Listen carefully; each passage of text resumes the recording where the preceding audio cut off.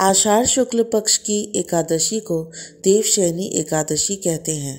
देवशयनी एकादशी से भगवान विष्णु का शयन काल प्रारंभ हो जाता है, इसीलिए इस एकादशी को देवशयनी कहा जाता है।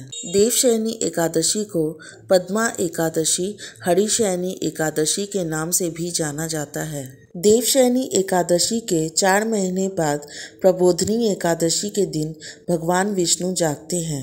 देवशयनी एकादशी विश्व प्रसिद्ध जगन्नाथ रथ यात्रा के तुरंत बाद आती है।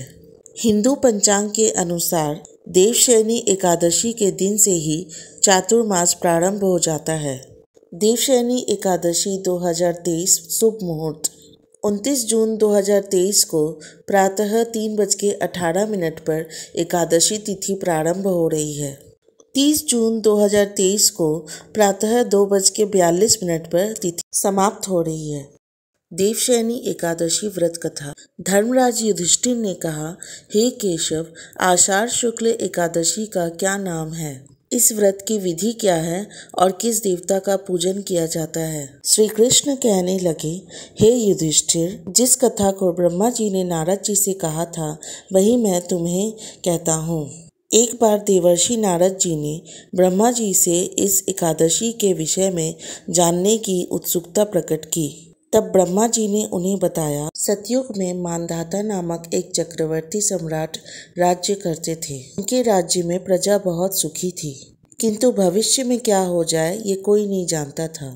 अतः वे भी इस बात से अनभिज्ञ थे कि उनके राज्य में शीघ्र ही भयंकर अकाल पड़ने वाला है।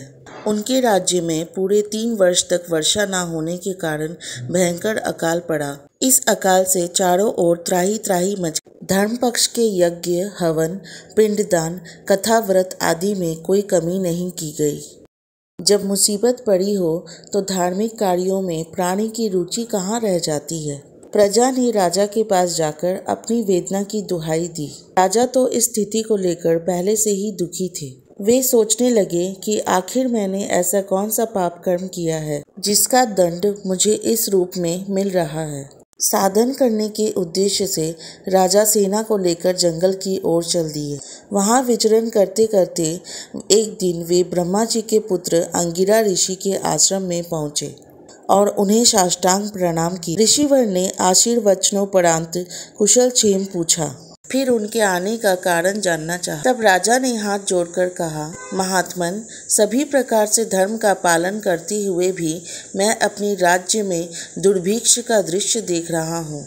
आखिर किस कारण से ऐसा हो रहा है? कृपया इसका समाधान करें। यह सुनकर महर्षि अंगिरा ने कहा, हे राजन, सब युगों से उत्तम ये सतयुग है। इसमें छोटे से पाप का भी बड़ा दंड मिलता है।